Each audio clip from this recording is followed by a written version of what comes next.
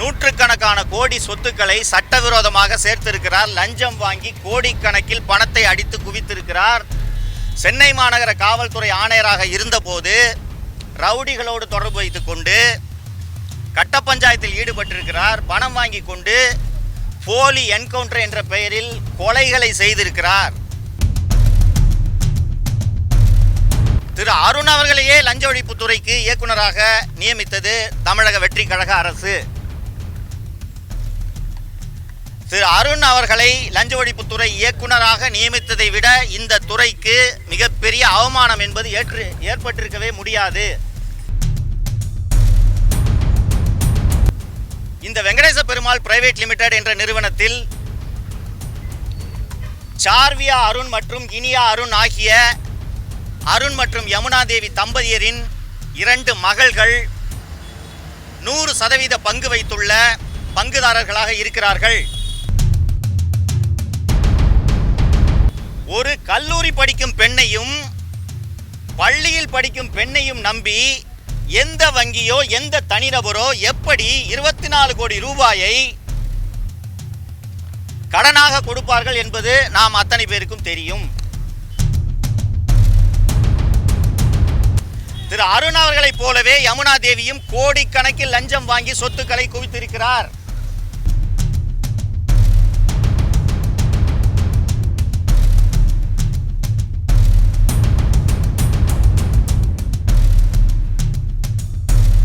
லஞ்ச ஒழிப்புத்துறையின் இயக்குநராக இருந்த திரு அருண் அவர்கள் மீதும் அவரது மனைவி திருமதி யமுனா தேவி ஐஆர்எஸ் அவர்கள் மீதும் அவர்கள் இருவருடைய மகள்கள் சார்வியா அருண் மற்றும் இனியா அருண் ஆகியோர் மீதும் சொத்து குவிப்பு வழக்கு தாக்கல் செய்ய வேண்டும் என்று இன்று லஞ்ச ஒழிப்புத்துறை அலுவலகத்திற்கு வந்து உயர் அதிகாரிகளை சந்தித்து மனுவை அளித்துவிட்டு நான் இங்கே வந்திருக்கிறேன்.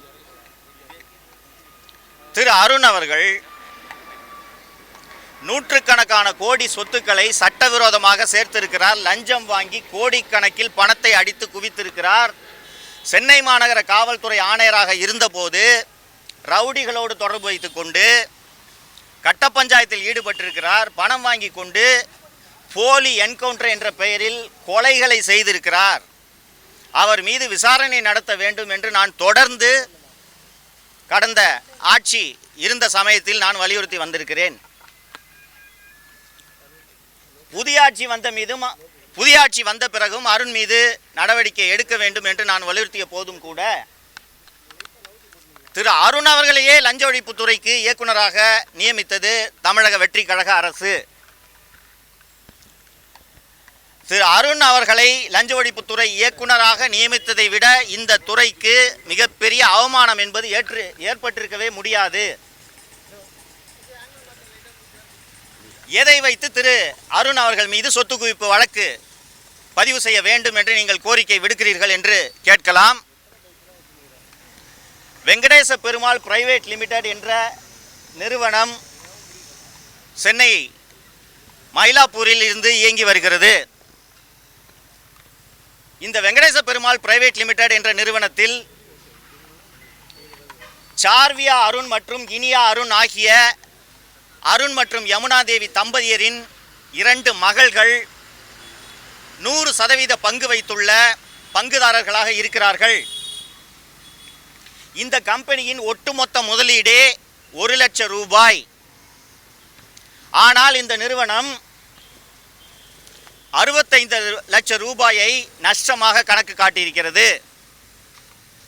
ஆனால் வெறும் 1 லட்சம் ரூபாய் முதலீட்டை கொண்ட இந்த நிறுவனம் 65 லட்சம் ரூபாய் நஷ்டத்தை சந்தித்து கொண்டிருக்கக்கூடிய இந்த நிறுவனத்திற்கு யாரோ சில தனியார்கள் 24 கோடி ரூபாய் கடன் கொடுத்துள்ளார்கள் என்று வருமான வரித்துறையில் சார்வியா அருண் மற்றும் இனியா அருண் ஆகிய 2 பேரும் கணக்கு தாக்கல் செய்துள்ளார்கள். ஒரு கல்லூரி படிக்கும் பெண்ணையும் பள்ளியில் படிக்கும் பெண்ணையும் நம்பி எந்த வங்கியோ எந்த தனிநபரோ எப்படி 24 கோடி ரூபாயை கடனாக கொடுப்பார்கள் என்பது நாம் அத்தனை பேருக்கும் தெரியும். இந்த வெங்கடேச பெருமாள் பிரைவேட் லிமிடெட் போலவே 10க்கும் மேற்பட்ட நிறுவனங்களை திரு அருண் பினாமி பெயரில் நடத்தி கொண்டிருக்கிறார். 7 hills private limited, Perumal private limited என்று பல்வேறு நிறுவனங்களை திரு அருண் அவர்கள் பினாமி பெயரில் நடத்தி கொண்டிருக்கிறார். திரு அருண் மட்டும் சட்டவிரோதமாக லஞ்சம் வாங்கி இந்த சொத்துக்களை சேர்க்கவில்லை.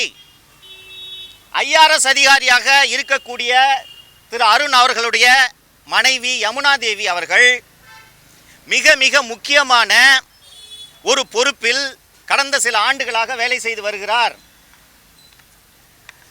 சர்வதேச கடத்தலில் ஈடுபடுபவர்கள், சர்வதேச போதை மருந்து கடத்தலில் ஈடுபடுபவர்களின் சொத்துக்களை அந்தந்த துறைகள் பறிமுதல் செய்யும். அப்படி பறிமுதல் செய்யப்படும் சொத்துக்களை விடுவிக்க வேண்டுமா வேண்டாமா என்ற தீர்ப்பாயத்தில் நீதிபதியாக திருமதி யமுனா தேவி கடந்த சில ஆண்டுகளாக பணியாற்றி வருகிறார். திரு அருண் அவர்களைப் போலவே யமுனா தேவியும் கோடிக்கணக்கில் லஞ்சம் வாங்கி சொத்துக்களை குவித்திருக்கிறார். திரு அருண் அவர்களுக்கு அவருடைய 2 மகள்கள் மட்டும் பினாமி அல்ல, GTM என்கிற கௌதம் உள்ளிட்ட பலர் அருண் அவர்களுக்கு பினாமியாக இருந்து வருகிறார்கள்.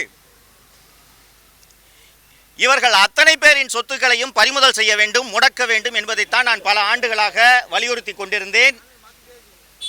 இன்று பல்வேறு வலியுறுத்தல்களுக்கு பிறகு திரு அருண் அவர்களை தமிழக முதல்வர் அவர்கள் லஞ்ச ஒழிப்புத் துறையிலிருந்து மாற்றி ஊனமாஞ்சேரி காவலர் பயிற்சி கல்லூரியில் கூடுதல் இயக்குநராக நியமித்திருக்கிறார். இப்போது லஞ்ச ஒழிப்புத்துறை திரு அருண் அவர்கள் மீதும் திருமதி யமுனா தேவி அவர்கள் மீதும் GTM என்கிற கௌதம் மீதும் அருண் அவர்களுடைய மகள்கள் இனியா அருண், சார்வியா அருண் ஆகியோர் மீதும் லஞ்ச ஒழிப்பு சட்டம், சட்டவிரோத பணப்பரிமாற்ற சட்டம் ஆகியவற்றின் கீழ் வழக்கு பதிவு செய்ய வேண்டும் என்று தமிழக லஞ்ச ஒழிப்புத்துறை இயக்குநருக்கு மட்டுமல்லாமல் திருமதி யமுனா தேவி அவர்கள் IRS அதிகாரியாக மத்திய அரசு பணியில் இருப்பதால் CBI என்ற மத்திய புலனாய்வுத்துறை, மத்திய நிதித்துறை, மத்திய உள்துறை செயலாளர் ஆகியோர் உடனடியாக இதில் தலையிட்டு நடவடிக்கை எடுக்க வேண்டும். திருமதி யமுனா தேவி மற்றும் திரு அருண் ஆகியோர் பணி இடைநீக்கம் செய்யப்பட வேண்டும் என்ற கோரிக்கையோடு இந்த புகார்களை அவர்களுக்கும் தபால் மூலமாக அனுப்பியிருக்கிறேன். இன்று லஞ்ச ஒழிப்புத்துறையிலே நான் சந்தித்த உயரதிகாரிகள் இதன் மீது நடவடிக்கை எடுக்க அரசுக்கு பரிந்துரை செய்வதாக தெரிவித்துள்ளனர். கொஸ்டின் எதுவும் தொடர்ச்சியாகவே நீங்க புகார் சொல்றீங்க, ஆனா இது வரைக்கும் நடவடிக்கை எடுக்கல. ஆனா அவருக்கு மேலும் அரசு பதவி கொடுத்தாங்கல, தொடர்ச்சியாக கம்ப்ளைண்ட் இருக்குமா கூடுதலா கொடுத்துட்டே இருக்காங்க? இல்லை, கொடுத்துட்டாங்க. ஏற்கனவே அவர் லஞ்ச ஒழிப்புத்துறையின் இயக்குநராக முக்கியமான பதவியில் இருந்தார். இங்கே வந்தும் அவர் நேர்மையாக பணியாற்றவில்லை.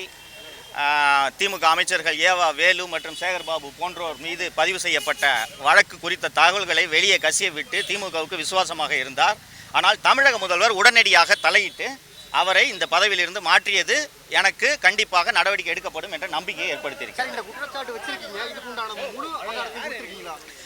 போதுமான ஆதாரங்களை நான் லஞ்ச ஒழிப்புத்துறைக்கு கொடுத்திருக்கிறேன். நான் ஒரு தனி நபர். நான் லஞ்ச ஒழிப்புத்துறை மற்றும் CBI போன்ற ஏஜென்சிஸ் தான் இதற்கு தேவையான தரவுகளை சேகரித்து நடவடிக்கை எடுக்க வேண்டும். நாங்கள் இதை அரசுக்கு நடவடிக்கை எடுப்பதற்காக பரிந்துரைக்கிறோம் என்று சொன்னார்கள். தமிழக முதல்வர் அருண் மீதான புகார்களை விசாரிப்பதற்கு ஏற்கனவே உத்தரவிட்டிருக்கிறார் என்ற தகவலின் அடிப்படையில் தான் நான் இந்த புகாரை லஞ்ச ஒழிப்புத்துறையிலே இன்று அளித்தேன். அருண் அவர்கள் மேல தொடர்ச்சியாக நீங்க குற்றச்சாட்டு வச்சுட்டு வரீங்க. அவர் மூலமா உங்களுக்கு ஏதாச்சும் ஒரு இடைஞ்சல்கள் வருதா? என்னால் தான் அவருக்கு இனி இடைஞ்சல் வரும். அவர் எனக்கு இடைஞ்சல் கொடுத்தல் காலங்கள் எல்லாம் முடிந்து விட்டது.